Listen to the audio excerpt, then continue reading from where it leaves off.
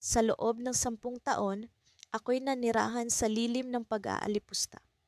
Ang bawat hakbang ko sa lupaing ito ay tinutumbasan ng tingin na tila ako'y isang salot.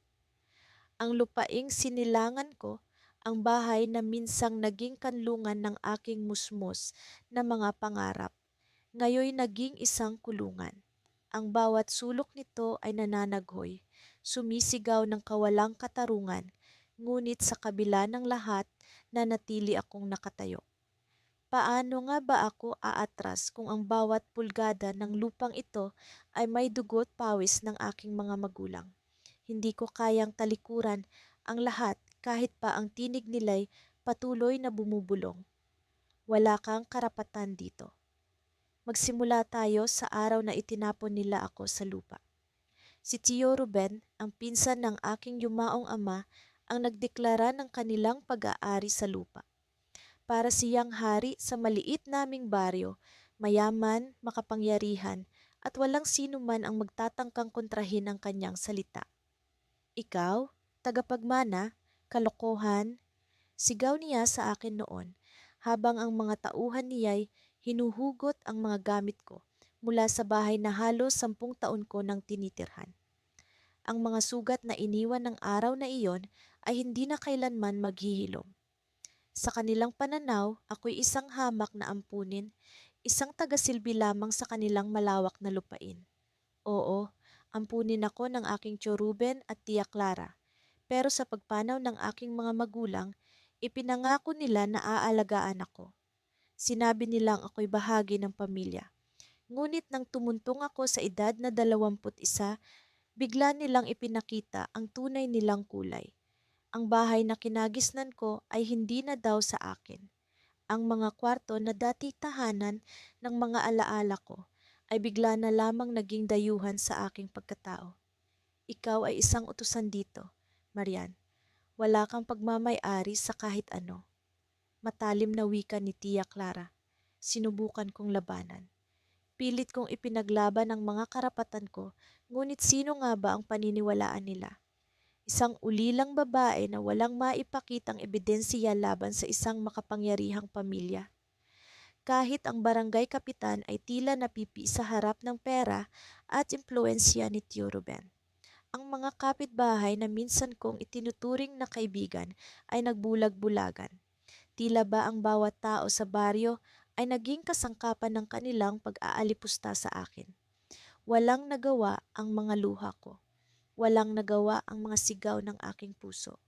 Bawat araw na dumadaan ay parang martilyo sa aking pagkatao. Isang araw, napagod ako. Iniwan ko ang bahay, ang lupa, ang baryo. Hindi ko alam kung saan ako pupunta. Pero sinabi ko sa sarili ko na hindi pa ito tapos. Hindi ako susuko. Kahit pa magdusa ako sa lungsod, kahit pa magpakalunod ako sa trabaho, kahit pa magmukhang pulubi sa kalsada, panata kong babalik ako. Panata kong babawiin ang lahat. Sa Maynila, nagtrabaho ako bilang waitress sa isang maliit na kainan. Ang bawat araw ay punong-puno ng sakripisyo. Ang perang kinikita ko ay iniipon ko para sa isang layunin, ang makakuha ng legal na tulong para maibalik ang lupaing alam kong sa akin. Sa bawat gabi, binabalikan ko ang mga alaala ng baryo. Ang amoy ng sariwang hangin, ang tunog ng mga kuliglig, ang halakahak ng aking mga magulang noong nabubuhay pa sila. Ito ang nagpapanatili sa akin. Ito ang dahilan kung bakit hindi ako bumibitaw. Ang pagkakataon ay dumating isang araw nang makilala ko si Atchamer Gregorio, isang abogado na kilala sa kanyang prinsipyo sa pagtatanggol sa mga inaapi. Sa ikli ng aming pag-uusap, naramdaman ko ang kanyang malasakit. Marian, kailangan nating ebidensya. Hindi sapat ang kwento mo, wika niya. Ipinakita ko ang natitira kong dokumento, isang lumang papel ng kasunduan na pirmado ng aking yumaong ama. Wala itong gaanong halaga sa mata ng ibang tao, pero may sinabi si Atemen Gregorio na nagbigay liwanag sa akin. Kung makakahanap tayo ng tunay na titulo, maaaring bumaliktad ang lahat.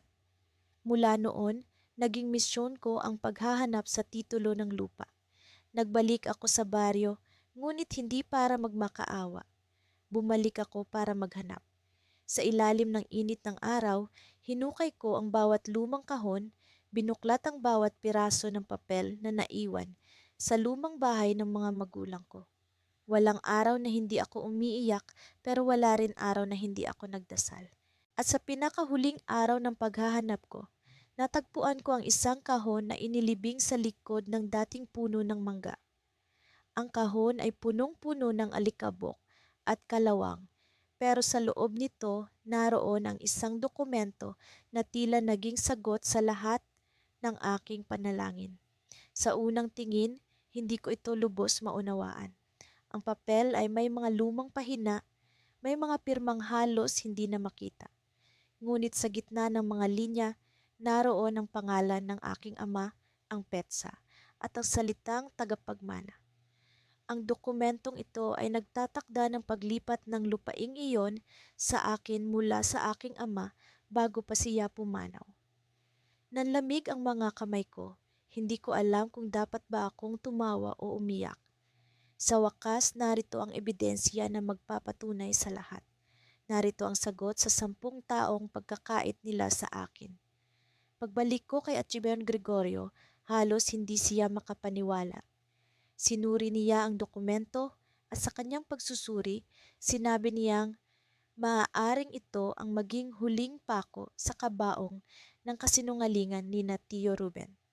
Ngunit may sinabi siya na nagpatigil sa tibok ng puso ko. Marian, kailangan mo itong ihanda. Kapag inilabas natin ito, siguradong lalaban sila. Hindi sila basta-basta susuko. Lumabas ako ng kanyang opisina na may halong kaba at tuwa. Sa wakas nahanap ko na ang sagot, ngunit hindi ko alam kung ano ang mangyayari sa susunod. Ang mga araw na darating ay puno ng tensyon, ngunit alam kong wala akong ibang pagpipilian kundi ang lumaban. Sa pag-uwi ko, may isang bagay na nagbigay ng kilabot sa akin. Sa labas ng aking apartment, may isang piraso ng papel na nakatusok sa pinto. Binuksan ko ito at nabasa ko ang nakasulat. Alam namin ang ginagawa mo. Huwag kang magkamaling sumubok. Ang biditan ng NDP. Nanikip ang dibdib ko. Alam ko na simula pa lamang ito ng isang mas matinding laban. Ang ilaw ng araw ay tumama sa bintana ng maliit na barong-barong na tinutuluyan ko. Ang init nito ay tila isang paalala ng mga araw na dumaan. Mga araw na puno ng paghihirap at pang-aalipusta. 10 taon na ang lumipas mula nang patalsikin ako sa lupang iyon. 10 taon ng pagdurusa, pagtitiis at pag-asa na balang araw ay maibabalik ko ang kung ano ang tunay na akin. Ang lupaing iyon ay ang tanging alaala ng aking mga magulang. Doon ako lumaki, naglaro at natutong mangarap. Ngunit isang araw, dumating ang mga taong may matataas na pangalan sa barangay, ang pamilya ni Don Emilio. Sila ang nagangking sila raw ang tunay na may-ari ng lupaing iyon. Ang kanilang mga abogado, dokumento at impluwensya ay nagpalaya sa akin. Ako, isang babaeng walang kakampi, walang pera at walang kapangyarihan ay napilitang mag-impake ng aking mga gamit at umalis. Parang isang magnanakaw na pinalayas sa sariling tahanan. Sa loob ng 10 taon, araw-araw kong pinagtatanong ang sarili, paano nangyari ito? Bakit ganito ang takbo ng buhay? Ang lupang iyon ay naipamana sa akin ng aking yumaong ama. Sinabi niya sa akin bago siya pumanaw na ako ang tagapagmana at tagapag-alaga ng aming tahanan. Ngunit nang dumating ang mga papel na dala ng pamilya ni Don Emilio, bigla na lang nawala ang lahat ng iyon. Ang kanilang mga abogado ay nagpakita ng isang dokumento na nagsasabing sila ang lehitimong may-ari ng lupain. Hindi ko alam kung paano nila nakuha ang dokumentong iyon, ngunit wala akong lakas o pera para labanan sila sa hukuman. Sa bawat araw na dumaan, naririnig ko ang mga usapan sa barangay. Ang pamilya ni Don Emilio raw ay nagtatayo ng resort sa lupaing iyon. Ang dating taniman ng palay, niyog at mangga ay ginawang lupa para sa mga turista. Ang mga alaala ng aking kabataan ay tinabunan ng semento at pintura. Isang umaga, Habang nagwawalis ako sa harap ng aking barong-barong, may dumating na isang matandang lalaki. Hindi ko siya kilala, ngunit may kakaiba sa kanyang tindig. Parang siya ay may mahalagang dalang balita. Inabot niya sa akin ang isang envelope na tila naglalaman ng madilim na lihim. Buksan mo ito, ang sabi niya. Hindi kita kilala, ngunit narinig ko ang kwento mo. Binigyan mo ako ng tubig noong minsang dumaan ako sa lupain mo at hindi ko nakalimutan ang kabutihan mo. Gusto ko sanang magtanong kung sino siya, ngunit hindi ko na nagawa. Umalis siya agad, iniwang nakahawak ako sa envelope na tila may bigat na hindi ko maipaliwanag. Sa loob ng envelope, may mga papel, mga dokumento na may pirma at selyo. Nang basahin ko ito, nanlamig ang buong katawan ko. Ang mga dokumentong iyon ay ang orihinal na titulo ng lupaing ipinamana sa akin ng aking ama. Hindi ko alam kung paano napunta sa matandang lalaki ang mga dokumentong iyon, pero malinaw ang nakasulat. Ako ang lehitimong may-ari. Sa ilalim ng pangalan ko, nakasaad ang lahat, ang sukat ng lupa, ang hangganan nito, ang petsa ng pagkakarehistro. Lahat ng ebidensyang nawala noon ay nasa harapan ko ngayon. Pumikit ako at niyakap ang mga papel, ngunit hindi ko alam kung ano ang susunod na hakbang. 10 taon akong pinahirapan ng pamilya ni Don Emilio. 10 taon silang nagpakasasa sa lupaing hindi nila pag-aari. Paano ko sila haharapin? Paano ko babawiin ang lupa?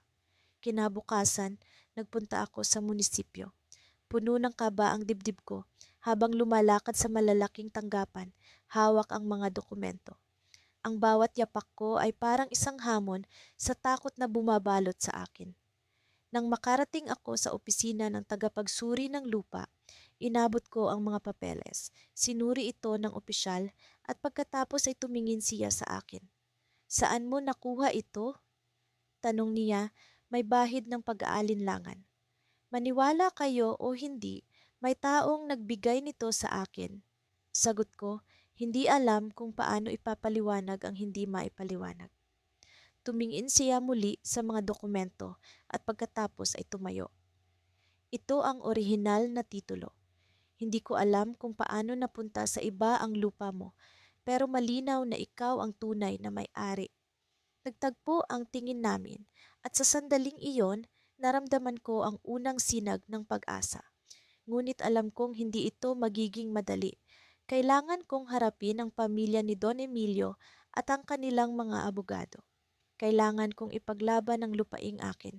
Pagbalik ko sa barangay, narinig ko ang tawanan at kantahan mula sa resort na itinayo ng pamilya ni Don Emilio. Ang tunog na iyon ay parang isang insulto sa 10 taon kong paghihirap. Pinagmasdan ko ang lugar mula sa malayo at sa unang pagkakataon, hindi takot kundi galit ang naramdaman ko. Hindi ko na kayang magpigil. Kinabukasan, nagpunta ako sa hukuman at nagsampa ng kaso. Hindi ko alam kung paano ko haharapin ang mga abogadong sanay sa panlilinlang, ngunit isa lang ang malinaw sa akin.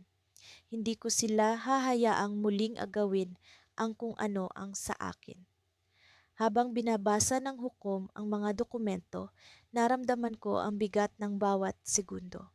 Ang bawat pagtik ng orasan ay parang isang suntok sa dibdib. At pagkatapos ang hukom ay tumingin sa akin. May ebidensya ka laban sa pamilya ni Don Emilio, ngunit may isang bagay dito na hindi ko pa nakita noon. Napatingin ako sa kanya at sa sandaling iyon parang tumigil ang mundo. Ano ang natuklasan niya? Ano ang ibig sabihin ng kanyang sinabi? Pagkalipas ng halos isang dekada ng pagdurusa, nakatayo akong muli sa harap ng lumang mansyon na iyon, ang lugar na minsan kong tinawag na tahanan, ngunit naging hukay ng aking mga pangarap. Ang hangin ay malamig, tila ba pinaparamdam sa akin ang bawat sugat na iniwan ng nakaraan. Sa likod ng mga nakasarang pintuan, naroon ang pamilya ni Tio Ernesto.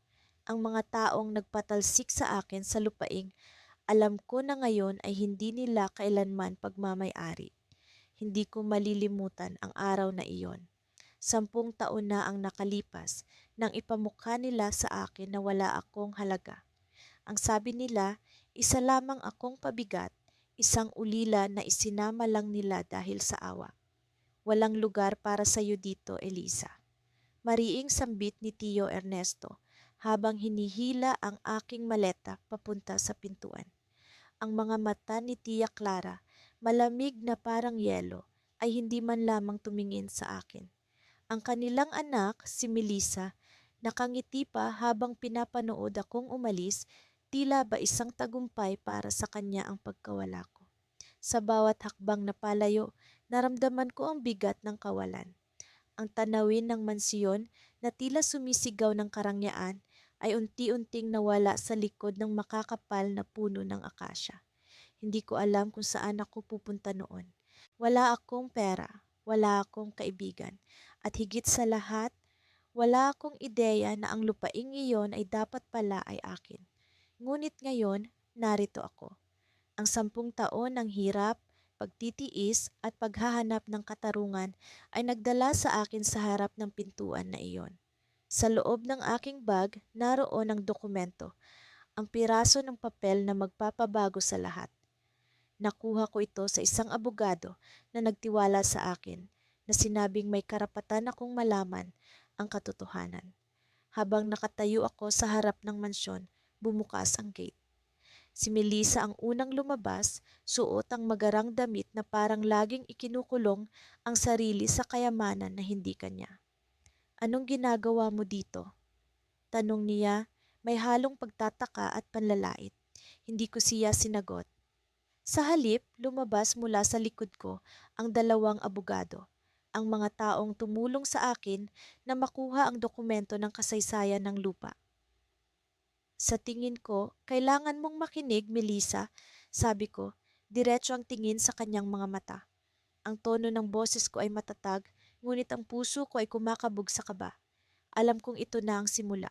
Sa loob ng bahay, naroon ang buong pamilya. Si Tio Ernesto, na ang buhok ay halos puti na, ay mukhang nagulat sa pagdating ko. Ang sabi niya, "Hindi ka dapat naririto, Eliza. Wala kang karapatan sa lugar na ito." Ngunit bago pa siya makapagsalita ng mahaba, inilapag ng abogado ang dokumento sa mesa. Ang dokumento ng lupa. Ang huling habilin ni Lolo Gregorio, ang orihinal na may-ari ng lupaing ito, ang aking lolo, na nagtiwala sa kanyang mga anak na pangalagaan ng ari-arian para sa tunay na tagapagmana. At sino ang tagapagmana? Ako, ako ang tagapagmana. "Imposible!" sigaw ni Tia Clara habang hawak ang dokumento at binabasa ito ng paulit-ulit. "Hindi totoo ito. Ang lupaing ito ay amin." Ngunit totoo. Ang bawat pirma, ang bawat tala, ang bawat detalye ay malinaw na nagsasabing, ako ang nagmamay-ari ng lupa. Sa loob ng maraming taon, itinago nila ang katotohanan. Ang sabi ng abogado, ang dokumento ay itinago sa isang lumang safety deposit box sa bangko na natuklasan lamang nang magsimulang mag-imbestiga ang mga legal na ahente. Hindi ko mapigilan ang mapaluha. Ang lahat ng sakit, lahat ng hirap na pinagdaanan ko ay tila nagkaroon ng kahulugan. Ngunit hindi pa tapos ang laban. Alam kong hindi nila ito tatanggapin ng ganito kadali. "Ikaw ba talaga ang magmamay-ari? Hindi ka naman bahagi ng pamilya?" Sigaw ni Melissa, tila nawawala na ang kontrol. "Hindi ka namin kailanman tinuring na bahagi nito." Tahimik akong tumayo, ngunit ang puso ko ay umaapoy. Hindi niyo ako tinuring na pamilya, pero hindi niyo maitatanggi ang dugo ko. Ako ang apo ni Lolo Gregorio. Ako ang tagapagmana ng lupaing ito. At ngayon, handa akong bawiin ang lahat ng nararapat sa akin. Sa sandaling iyon, narinig ko ang tunog ng mga sirena, mga pulis na tinawag upang tiyaking walang magiging gulo. Dumating sila kasabay ng isang opisyal mula sa korte. Dala ang utos na nagsasaad na ang mansyon at ang lupa ay kailangang ilipat sa akin sa lalong madaling panahon. Ngunit bago pa man matapos ang lahat, isang bagay ang nangyari na hindi ko inaasahan. Biglang bumagsak si Tio Ernesto sa sahig, hawak ang kanyang dibdib. Ang mansyon ay napuno ng sigawan at pagkalito. Ang mga pulis ay tumawag ng ambulansya, habang si Tia Clara ay umiiyak sa tabi ng kanyang asawa. Sa gitna ng kaguluhan, naramdaman ko ang bigat ng sitwasyon. Hindi ito ang inaasahan kong pagtatapos.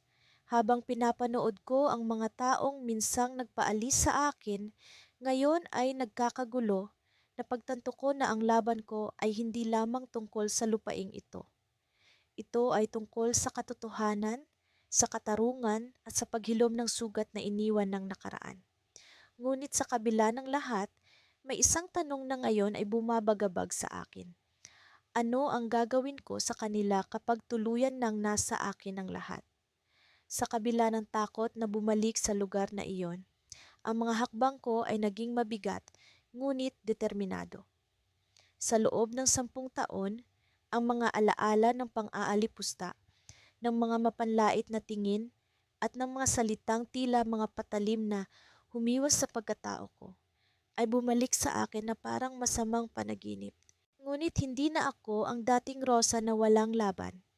Hawak ko ngayon ang dokumentong magpapabago sa lahat. Tumigil ako sa harap ng malaking gate na bakal, maingat na pinagmamasdan ang karatula. Pag-aari ng pamilya de la Cruz. Nandito na ako, sa lugar na ito kung saan ako itinuring na isang tagapaglingkod, isang hamak na walang halaga. Noon, ako ang batang ulila na kinupkup nila, hinayaan nilang makitira, ngunit nilinaw nila sa bawat pagkakataon na hindi ko pag-aari ang kahit isang piraso ng lupang ito. Rosa, huwag mong kalimutan, ang lupaing tinatapakan mo ay hindi sayo. Magpasalamat kang pinatira ka namin dito. Ang matandang si Don Miguel ay palaging ganito ang paalala sa akin noon, tuwing magpapakita ako ng kahit kaunting tapang o kumpiyansa. Ang bawat salita niya ay tila nag-ukit ng marka sa puso ko. Kaya, nang dumating ang araw na itinaboy nila, ako, walang pasabi, walang awa, isinumpa ko sa sarili kong babalikan ko sila. Babawiin ko ang nararapat para sa akin. Sa gate pa lang, bumungad na ang mga tanod na naka-uniforme. Anong kailangan mo rito, babae? Tanong ng isa. Malamig ang tono. Hindi ko siya sinagot agad. Sa halip, hinugot ko ang papel mula sa bag ko at iniabot ito ng buong lakas ng loob. Sabihin mo kay Don Miguel na narito ang tagapagmana ng lahat ng ito, sagot ko, matatag ang boses. Nagkatinginan ang dalawa, halatang naguguluhan. Ang isa sa kanila ay tumakbo papasok, habang ang natira ay nanatiling nakamasid sa akin. Hindi ko alam kung ano ang iniisip niya, pero ramdam kong sinusukat niya ako. Hindi ko ininda ang titig niyang puno ng duda. Mas mahalaga ang misyon ko kaysa sa opinyon niya. Makaraan ang ilang minuto, dumating ang isang may edad na babaeng nakabistida, si Aling Nita, ang tagapamahala ng bahay. Rosa, ikaw ba talaga? Tanong niya, halatang nagugulat. Hindi ko alam kung may halong awa ang tono niya o panunuya. Ngumiti ako, pero hindi ito ang ngiting magiliw. Oo, ako nga, at hindi ako aalis hanggat hindi ko sila nakakausap. Hindi nagtagal, lumabas si Don Miguel kasama ang anak niyang si Javier. Ang mga mukha nila ay may halong pagtataka at galit. Ano na namang kalokohan to, Rosa? Wala kang karapatang pumasok dito. Hindi mo na kami maaaring guluhin. Sigaw ni Javier, ang lalaking palaging umaabuso sa kapangyarihan niya bilang anak ng may-ari. Ngunit sa halip na magalit, ngumiti ako. Kalimutan na natin ang nakaraan, Javier. Narito ako hindi para guluhin kayo, kundi para kunin ang nararapat na sa akin. Tumawa si Don Miguel, pero halata ang inis sa boses niya. Nararamdaman ko na ang kasinungalingan mo, Rosa. Ano bang pinagsasabi mo? Nilapag ko ang dokumento sa mesa sa harapan nila. Ang papel na nagpapatunay na ang buong lupain, pati na ang mansyon, ay nasa pangalan ko. Pirma ng abogado, pirma ng notaryo, pirma ng lolo ko, ang tunay na may-ari ng lahat ng ito. Sabi ko, binibigkas ang bawat salita ng mabagal. Sinisiguradong maririnig nila ang katotohanan. Nanlaki ang mga mata ni Don Miguel. Imposible, paano nangyari to? Tanong niya, halatang nawawala sa sarili. Si Javier naman ay hindi nakapagsalita. Nakatayo siya roon, tila naipit sa pagitan ng galit at takot. Paano nangyari? Simple lang, sagot ko. Hindi na itatago ang kislap ng tagumpay sa mga mata ko. Ang lupaing ito ay ipinamana sa akin ng tunay na may-ari, ang lolo ko, si Don Ernesto.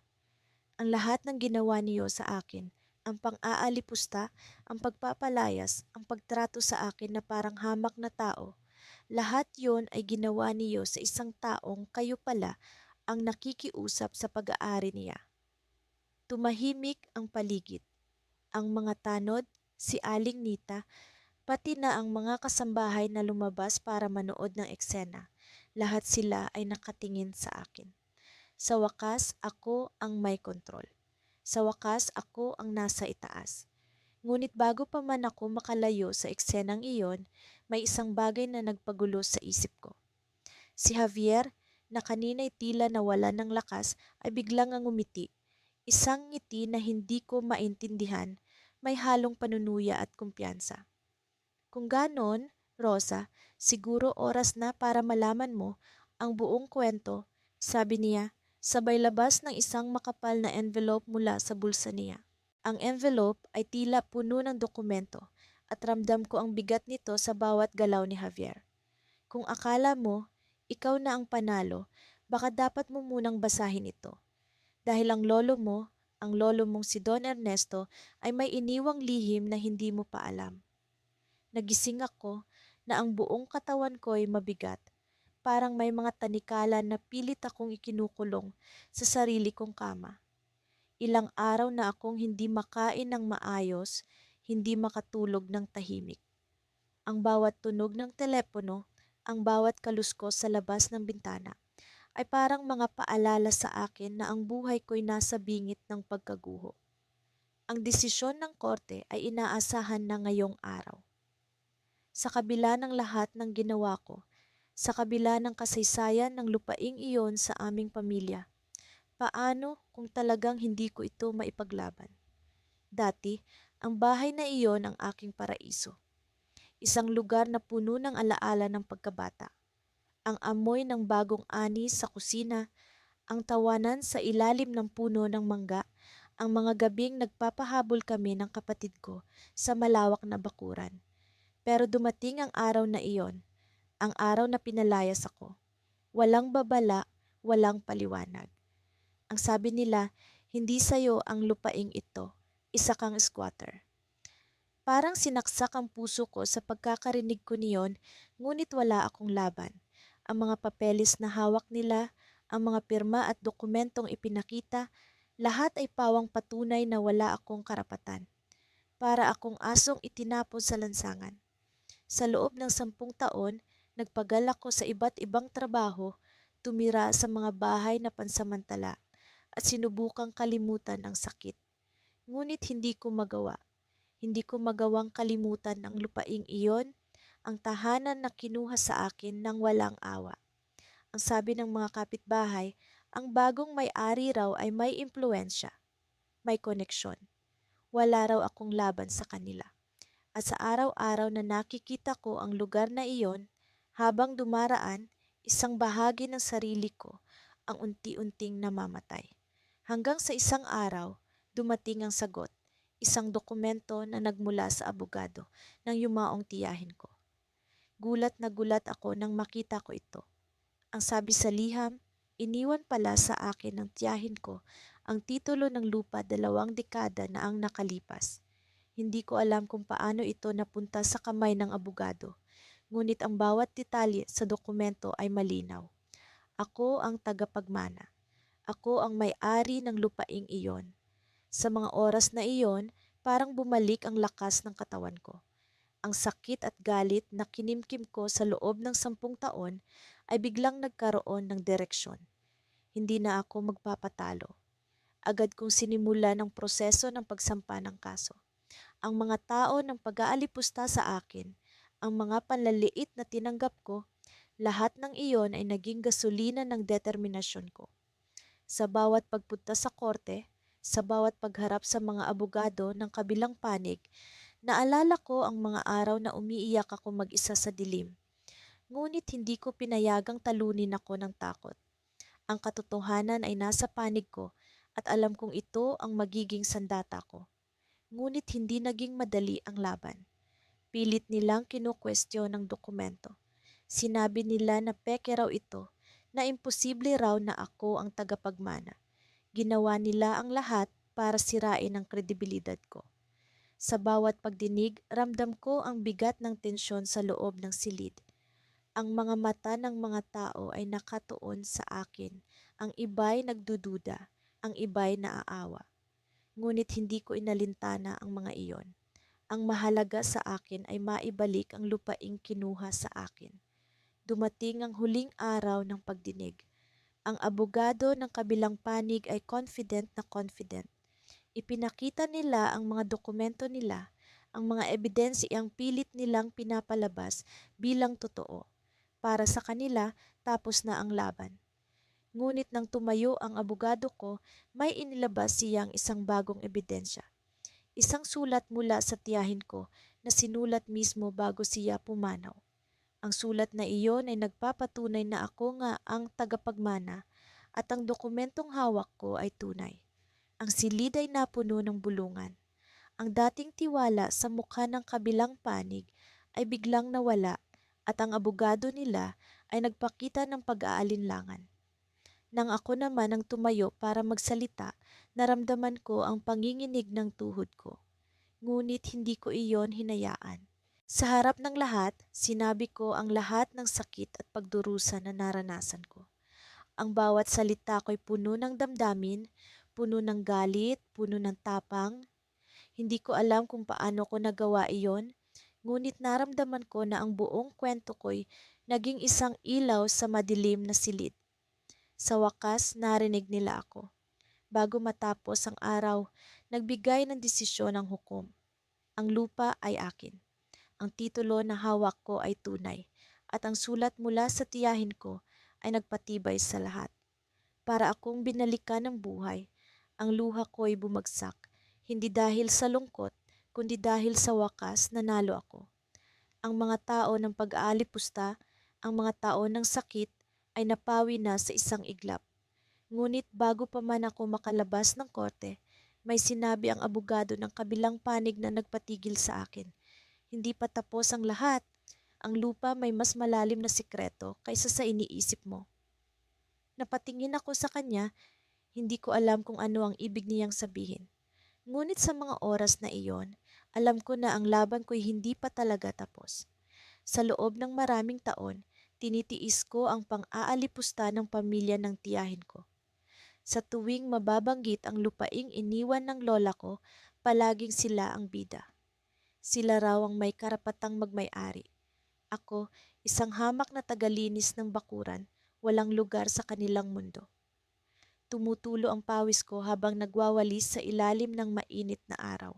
Habang sila, nakaupo sa malililim na bahagi ng beranda, nagkakape, nagtatawanan. Hindi ko mabilang kung ilang beses nilang sinubukang burahin ang presensya ko sa bahay na iyon.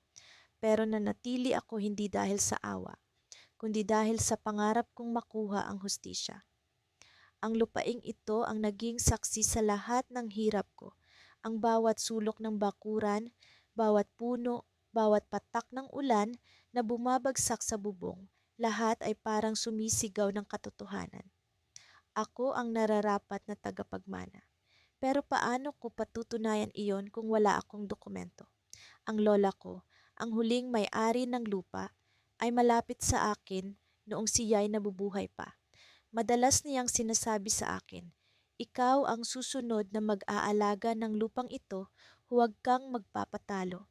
Pero ang mga salitang iyon ay nawala sa hangin nang pumanaw siya at ang pamilya ng tiyahin ko ang mabilis na kumilos upang angkinin ang lahat.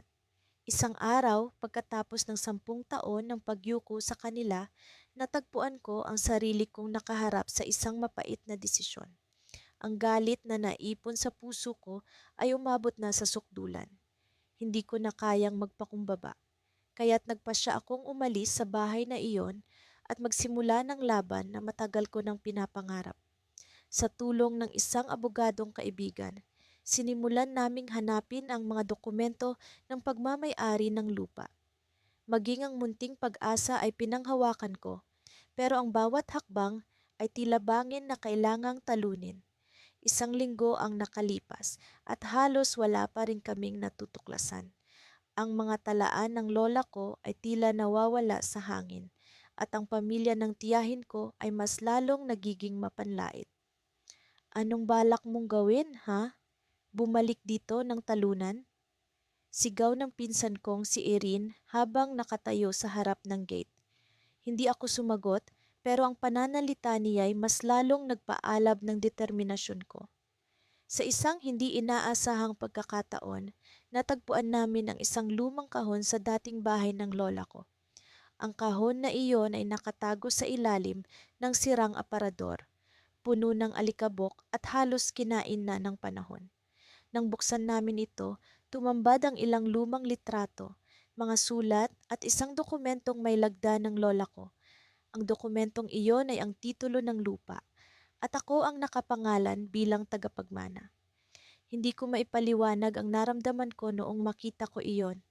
Ang kamay ko'y nanginginig habang hawak ang papel. Ang hirap at lungkot ng nakalipas na dekada ay tila biglang nagkaroon ng saysay. Ngunit hindi pa rito nagtatapos ang laban. Ang pamilya ng tiyahin ko'y hindi basta-basta susuko. Nang ipakita ko sa kanila ang dokumento, ang una nilang reaksyon ay pagtanggi. "Peke yan! Hindi yan totoo!" sigaw ni Irin. Ang tiyahin ko naman, na dati tahimik lang, biglang naging agresibo. "Hindi ka namin papayagan na angkinin ang lupa.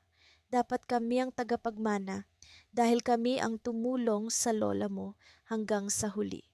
Napuno ng sigawan ang buong bahay, ngunit nanatili akong matatag. Alam kong nasa akin ang ebidensya, ngunit alam ko rin na kailangan itong maayos sa legal na paraan. Ipinasa namin ang dokumento sa korte at nagsimula ang masalimuot na proseso ng pag-aangkin. Sa bawat pagdinig, pilit nilang pinapabagsak ang kredibilidad ko. Ang mga abogado nila'y gumagamit ng lahat ng paraan para ipakita na wala akong karapatang magmay-ari. Binuhay nila ang mga lumang isyu na patungkol sa pamilya ko. Pinilit nilang sirain ang pangalan ko sa harap ng hukuman. Pero hindi ko pinansin ang mga iyon. Ang focus ko'y ang katotohanan. Isang araw sa pagdinig, may inilabas silang dokumento na hindi ko inaasahan. Ayon sa kanila, may isa pang kasulatan na nagsasabing ang lupa ay nakapangalan sa tiyahin ko. Napako ang tingin ko sa papel na hawak ng abogado nila. Ang utak ko'y naguluhan, paano nangyari iyon? Peke ba ang hawak kong dokumento? Hindi ko alam kung paano magre-react. Kahit ang abogadong kaibigan ko'y tila nawala ng tiwala. Pero sa kabila ng lahat, may isang bagay akong napansin. Ang petsa ng dokumento nila ay mas luma kaysa sa hawak ko. At may isang detalye sa lagda na tila hindi tugma sa orihinal na lagda ng lola ko. Napansin iyon ng hukom at agad niyang itinakda ang susunod na pagdinig para sa mas malalim na pagsusuri. Sa sandaling iyon, naramdaman ko ang muling pag-usbong ng pag-asa. Hindi ko inisip na magiging ganoon kahalaga ang isang simpleng obserbasyon. Napangiti ako ng bahagya, pero sa loob-loob ko, alam kong malayo pa ang laban. Pag-uwi ko sa bahay ng kaibigan ko, isang tawag ang natanggap ko mula sa isang hindi kilalang numero. Ang boses sa kabilang linya ay malamig, halos walang emosyon. "Alam mo bang hindi lang lupa ang pinag-uusapan dito? May mas malaking gulo kang kinakaharap. Mag-ingat ka." Naputol ang tawag bago ko pa man masagot. Tumindig ang balahibo ko. Sino ang tumawag? Ano ang ibig niyang sabihin? Sa gabing iyon, hindi ako mapakali. Ang dokumento, ang tawag, ang kaso, lahat ay tila isang bahagi ng mas malalim na misteryo. Ang tanong ko, ano pa kaya ang hindi ko alam? Sa kabila ng alingawngaw ng ulan sa labas, narinig ko ang mabibigat na hakbang ni Tio Nestor sa loob ng opisina ng abogado. Nakaupo siya sa harap ng mesa, naninigarilyo, habang ako'y nakapwesto sa gilid, nagmamasid. Matagal ko na siyang kinikilala bilang isang matapang na tao, matapang sa panlilinlang, matapang sa pagkamkam. Sa loob ng 10 taon, pinanood ko siyang maghari-harian sa lupaing dapat ay akin, ang lupang minana ni nanay mula sa kanyang mga magulang. Ngunit sa lahat ng kanyang kayabangan, alam kong may isang bagay siyang hindi alam, ang dokumentong hawak ko. Bakit mo pa ako pinatawag dito? Tanong ni Tio Nestor, padabog ang tono. Kung tungkol to sa lupa, kanino ba nakapangalan ang titulo? Aba, wag ka nang mag-aksaya ng oras. Malinaw na akin yan. Tahimik akong umupo, pinipilit pigilan ang kaba. Ang papel na nasa bag ko ay parang may sariling pulso, umiinit sa aking balikat, parang nagmamadali na ilabas ko. Ngunit hindi ko siya binigyan ng kasiyahang makita ako na nagmamadali. Hindi ko siya hahayaang kontrolin ang sitwasyon. Kinuha ko ang isang malalim na hininga at tumingin sa abogado, si Atimer Ramirez, ang nag-iisang tao na tumulong sa akin matapos ang lahat ng hirap. May isang bagay akong gustong linawin, sabi ko, diretso ang tingin kay Tio Nestor. Ang lupaing tinutukoy mo na sinasabing ikaw ang may-ari, alam mo bang may dokumento na nagpapakita ng tunay na tagapagmana? Tumawa siya, malakas, mapanghamak. Dokumento? Ano na naman yung pinagsasasabi mo? Huwag mo akong gawing tanga, Silya. Walang dokumento na makakapagpabago sa titulo na nasa pangalan ko. Ako ang nagbayad, ako ang naghirap. Sa tingin mo ba, basta-basta na lang mawawala yon? Ang bawat salita niya ay parang kutsilyong tumatama sa puso ko, ngunit hindi ako natinag. 10 taon akong nagtiis sa kanyang pang-aalipusta, sa kanyang panlalait, sa kanyang pagmamaliit sa akin sa harap ng mga tao. 10 taon akong naghintay na maramdaman ang ganitong sandali, ang pagkakataong makapagbigay ng hustisya hindi lang para sa akin, kundi para kay nanay. Dahil ba sa pera, Tio? Sa tingin mo ba ang lahat ay nabibili mo? Tanong ko, pilit na pinapanatiling matatag ang aking boses. Paano kung may ebidensyang magpapakita na hindi ikaw ang totoong may-ari ng lupa? Paano kung ang ebidensyang yon ay magpapakita na ikaw ang nang-agaw ng lupa na dapat sana ay para sa akin?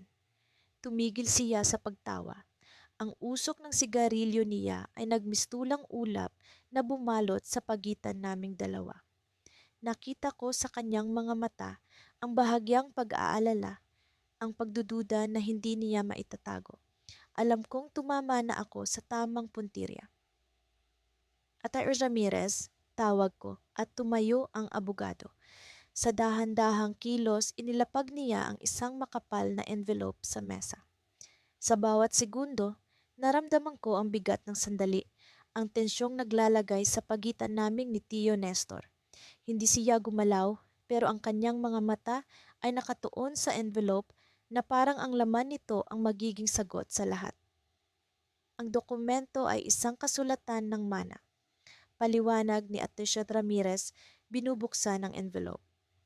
Ito ang nagpapatunay na ang lupaing pinag-aagawan ninyo ay isinulat mismo ng inyong ina, si Aling Rosario, na sa loob ng kanyang huling testamento ay ipinasa kay Silya bilang tagapagmana. Naputol ang mundo ko sa sandaling iyon, para bang tumigil ang lahat ng ingay, ang mga patak ng ulan, ang lahat ng galit na umikot sa akin sa loob ng maraming taon. Nakita ko ang mukha ni Tio Nestor, ang pagkalito, ang galit, ang takot. Hindi siya kumikibo, ngunit ang kanyang mga mata ay nagsalita ng libu-libong salita. Hindi niya inaasahan ito. Hindi niya inakalang may ganitong ebidensya na magtutuldok sa kanyang kasinungalingan. Hindi totoo yan, sigaw niya, tumayo at sinubukang agawin ang dokumento mula sa mesa. Ngunit mabilis na kumilos si Atty. Ramirez, tinakpan ng papel gamit ang kanyang kamay. Ibabalik mo yan, bulyaw ni Tio Nestor. Walang kwenta yan, peke yan. Ang dokumento ay orihinal at ito ay notaryado noong taong 1992. Sagot ni Atisiano Ramirez, kalmado ngunit matalas ang tono. May mga saksi at ang testamento ay isinulat mismo ng ina ninyo. Walang paraan para ito'y maipawalang bisa. Nakita ko ang pagkapahiya sa mukha ni Gio Nestor. Sa wakas, bumaligtad ang sitwasyon. Sa wakas, naramdaman ko ang hustisya na matagal ko nang hinahangad. Ngunit bago ko pa maramdaman ang kabuuang tagumpay, biglang may dumaan sa aking isipan. Isang detalye na matagal ko nang hindi pinapansin. Bakit hindi mo sinabi sa akin ang tungkol sa dokumento, Tio? Bakit itinago mo ito ng matagal?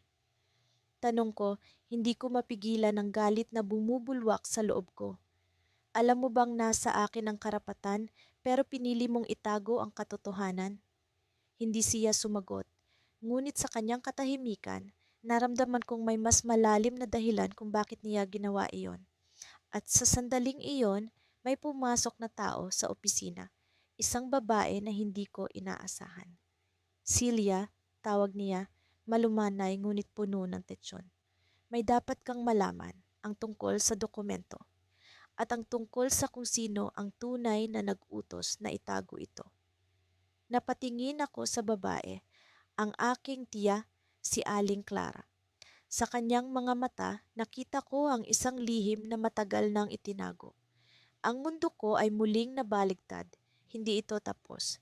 May mas malaki pang kuwento sa likod ng lahat ng ito. Sa pagpasok ko sa bulwagan ng hukuman, naramdaman ko ang bigat ng bawat hakbang. Ang mga mata ng lahat ay nakatuon sa akin, mga mata na puno ng pagdududa, panghuhusga at pagkutya. Napansin ko ang mga tingin ng pamilya ni Tio Manuel, ang tiyuhin kong itinuring akong wala kahit kailan. Ang kanilang mga pilit na ngiti at pag-aakusa sa akin ay parang mga sibat na tumatama sa aking puso. 10 taon akong nagtiis sa kanilang panlalamang, 10 taon akong nagtiis sa kanilang pang-aapi, at ngayon lahat ay parang papunta na sa isang huling pagtatapos. Ang kaso ay tungkol sa lupain na matagal nang inaangkin ng pamilya ni Tio Manuel. Sa loob ng 10 taon, pinatalsik nila ako sa bahay na iyon. Ang bahay na kinalakihan ko, ang bahay na itinuring kong kanlungan. Sa tuwing babalikan ko ang nakaraan, palaging bumabalik ang alingawngaw ng mga salita nilang puno ng galit at pang-aalipusta. Walang karapatan ang isang hampas lupa sa lupang ito. Magsilayas ka. Hindi ko alam kung saan ko huhugutin ang lakas. Ngunit ngayong araw, dala ko ang dokumentong maaaring magbago ng lahat. Ang dokumento ay nasa akin, sabi ko sa sarili ko habang hawak ko ang envelope. Ang papel na ito ang huling pag-asa ko. Ngunit sa likod ng tiwala may bahid ng takot. Paano kung hindi ito sapat? Paano kung may paraan na muli nila akong talunin? Sa pagsisimula ng pagdinig, tumayo si Atreimer Diaz, ang abogado ni Tio Manuel, na kilala sa pagiging tuso at magaling magsalita. Ang lupaing ito ay matagal ng pagmamay-ari ng pamilya ng aking kliyente. Wala ni isang ebidensya ang maaaring magpatunay na may kinalaman ang nagsasakdal dito. Wika niya, puno ng kumpiyansa. Napatingin ako kay Tio Manuel. Ang kanyang nangiti ay parang lason, malamig, mapanlinlang. Ngunit hindi ako patatalo. Tumayo ang aking abogado, si Atelier Cruz, at nagsimula siyang magsalita. Ang lupang ito ay may kasaysayan na hindi alam ng karamihan. At ngayon, narito ang ebidensyang magpapakita na ang nagsasakdal si Elena, ang tunay na tagapagmana ng ari-arian. Ang bulong-bulungan sa loob ng bulwagan ay lumakas. Hindi ko maiwasang mapatingin sa pamilya ni Tio Manuel. Ang kanilang mga mukha ay biglang nagbago. Mula sa kumpiyansa, naging tensyonado. Ngunit hindi pa tapos ang laban. Alam kong gagawin nila ang lahat upang kontrahin ang dokumento. Iniharap ng aking abogado ang dokumento sa hukom, isang lumang kasulatan na may pirma ng aking lolo, ang orihinal na may-ari ng lupa. Pinanood ko ang reaksyon ng hukom habang binabasa niya ito. Ang katahimikan sa bulwagan ay parang nagpipigil ng hininga ng lahat. Lahat ng emosyon, takot, pag-asa, galit, nagsama-sama sa sandaling iyon.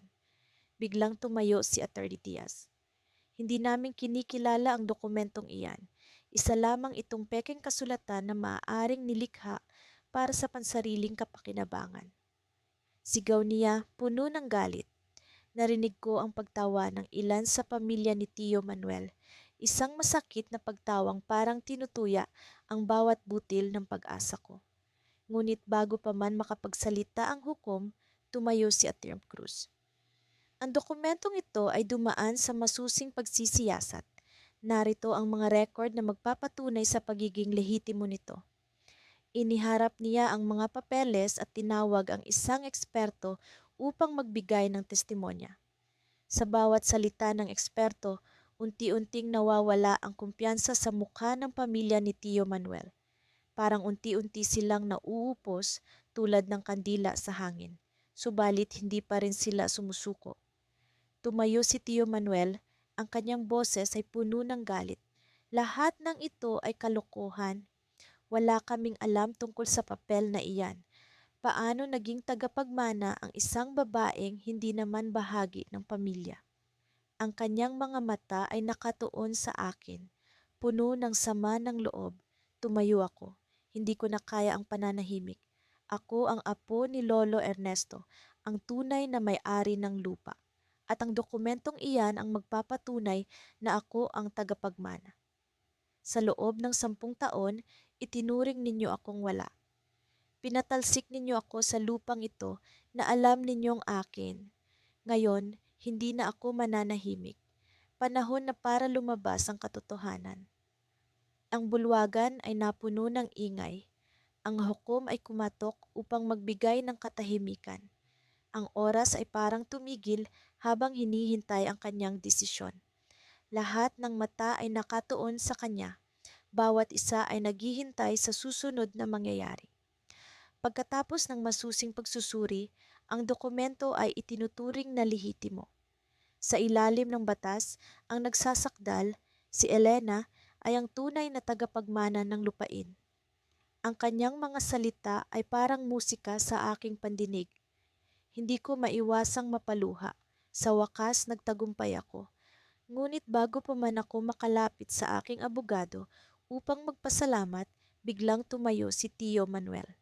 Hindi pa ito tapos. Kung iyan ang desisyon ninyo, may bagay na dapat ninyong malaman. Ang kanyang boses ay puno ng misteryo. Lahat ng tao sa bulwagan ay napatingin sa kanya, kasama na ako. Ang kanyang nangiti ay muling bumalik, ngiti ng isang taong may itinatagong alas. Nasa akin ang isang dokumento na magpapatunay na hindi si Elena ang tunay na tagapagmana.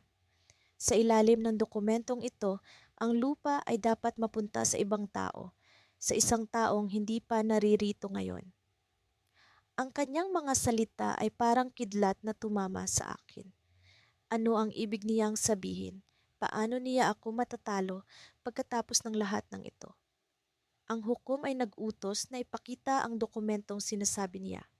Sa sandaling iyon, naramdaman ko ang malamig na pawis sa aking noo.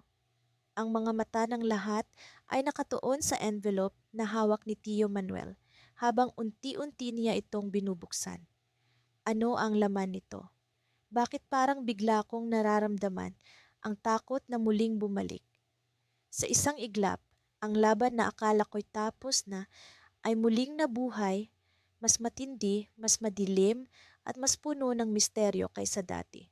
Sa wakas, dumating ang araw ng pagdinig.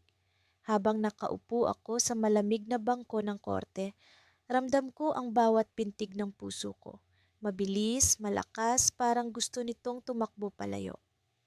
Sa labas ng bintana, ang liwanag ng araw ay tila alanganing pumapasok, mistulang may kasamang bigat at lungkot. Hindi ko alam kung ako'y matatalo o magtatagumpay. Pero isang bagay ang tiyak. Hindi ko na kayang magpatawad sa mga taong inalipusta ako ng ganito katagal. Sa harapan ko, ang tiyahin kong si Leticia. Nakataas ang kilay niya, puno ng kumpiyansa, tila siya ang reyna ng mundo. Sa loob ng 10 taon, siya ang nagmamay-ari ng lupaing dapat sanay akin. Ang lupang iyon ang huling alaala ng yumaong mga magulang ko, ang huling piraso ng pagkatao nila na iniwan para sa akin. Pero si Leticia, gamit ang kanyang koneksyon at kasinungalingan, ay nakuha ito ng wala man lang pasintabi. Ang mas masakit, nagawa niyang gawing alipin ako sa sarili kong lupa. Pinagtatrabaho niya ako roon, pinagtatawanan at pinaparamdam na wala akong halaga. Maria, tawag ng abogado ko. Tumayo ako, nanginginig ang tuhod ko. Tila ang daan papunta sa witness stand ay napakahaba. Bawat hakbang ay parang may hinahabol akong anino. Huminga ako ng malalim bago nagsalita. Ako po si Maria Santiago, ang tunay na tagapagmana ng lupang pinag-uusapan. Naramdaman ko ang tingin ng lahat sa akin. Ang iba'y may awa, ang iba'y may duda. Pero ang mga mata ni Leticia, punong-puno ng galit. Alam kong sa mga tingin pa lang niya, gusto niya akong lamunin ng buhay. Ngunit hindi ko siya papayagang manalo, hindi ngayon. Dahil po sa kasinungalingan ng aking tiyahin, nawala sa akin ang lahat. Hindi lang po ang lupa, kundi pati ang aking dignidad. Pinagtatrabaho niya ako sa lupaing ito nang hindi binabayaran, tinatawag akong tamad, walang silbi, at walang karapat-dapat na lugar sa pamilya namin. Ngunit may hawak po ako ngayong ebidensya na magpapatunay na ako ang tunay na may-ari ng lupang ito. Sa puntong iyon, kinuha ng abogado ko ang dokumentong matagal ko nang hinahanap, ang titulo ng lupa na nakapangalan sa akin. Nakuha ko ito mula sa isang lumang kahon sa bodega ng bahay nang minsang maglinis ako. Hindi ko alam kung bakit itinago ito ng mga magulang ko, pero ito ang naging liwanag sa madilim kong mundo. Parang ang Diyos na mismo ang nagbigay sa akin ng sagot nang akala ko'y wala na akong pag-asa. Ang dokumentong ito, sabi ng abogado ko habang ipinapakita sa hukom, ay malinaw na naglalaman ng pangalan ng kliyente kong si Maria Santiago bilang legal na tagapagmana ng lupa. Bukod pa rito, mayroon din kaming mga testamento mula sa mga yumaong magulang ni Maria na nagpapatunay sa kanilang hangarin na ipamana ang lupa sa kanya. Tumahimik ang silid. Ang mga tao'y tila hindi makapaniwala. Ang tiyahin ko naman namutla. Napansin kong hawak niya ang kanyang dibdib, tila hirap siyang huminga. Pero hindi ko siya kinaawaan. Sa loob ng mahabang panahon, siya ang dahilan kung bakit kinailangan kong magtiis, magpasa ng lahat ng sakit at magpatuloy kahit pa ang mundo'y tila walang pakialam. Isa itong panloloko, sigaw ni Leticia habang tumayo siya mula sa kanyang upuan. Walang kwenta ang dokumentong iyan, ako ang gumugol ng panahon, pera at lakas para sa lupaing iyon. Hindi niya ito karapat-dapat na makuha. Tumayo ang abogado niya, sumagot at sinubukang kontrahin ang ebidensya namin. Pero alam kong kahit anong gawin niya, wala nang mas hihigit pa sa katotohanan. Ang dokumento ay malinaw at ang mga testamento ay hindi mapapasinungalingan. Hindi ko maipaliwanag ang nararamdaman ko habang nakikinig sa pagtatalo ng dalawang panig. Ang galit, lungkot at pag-asa ay parang isang buhawi sa puso ko, umiikot ng walang tigil. Ngunit sa ilalim ng lahat ng emosyon na iyon, naroon ang isang matatag na paniniwala. Mananalo ako. Hindi ko nahahayaang apakapakan ng pagkatao ko. Hindi ko nahahayaang magtagumpay ang kasamaan. Sa huli, matapos ang maraming argumento, tumayo ang hukom. Tahimik ang lahat, parang inipit ang hangin sa silid. Batay sa ebidensya at sa mga testamento ng yumaong magulang ni Maria Santiago, malinaw na siya ang tunay na tagapagmana ng lupa. Ibinababa ko ang hatol na ang lupa ay ibalik kay Maria Santiago at lahat ng sinumang umabuso sa kanya sa loob ng 10 taon ay pananagutin sa batas. Hindi ko alam kung paano ko napigilan ang sarili kong mapaiyak. Ang mga tao'y nagbulungan, ang iba'y napapalakpak, ngunit ang tiyahin ko ay nanatiling nakatulala. Ngunit bago pa man ako makalabas ng korte, lumapit siya sa akin. Ang kanyang mga matay puno ng luha. Ngunit hindi ko alam kung iyon ba'y tunay na pagsisisi o takot sa magiging kapalaran niya.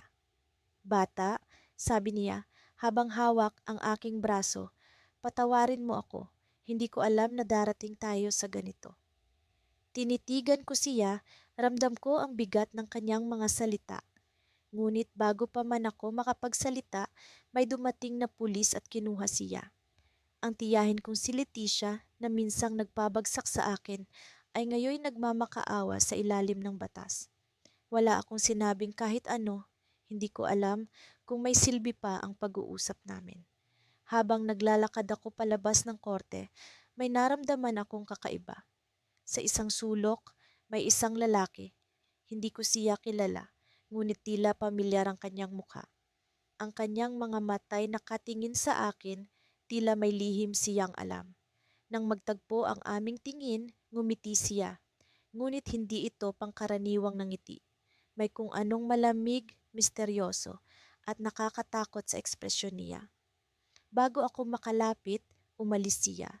Naglaho sa likod ng pintuan. Sino siya? Bakit parang may alam siya tungkol sa akin?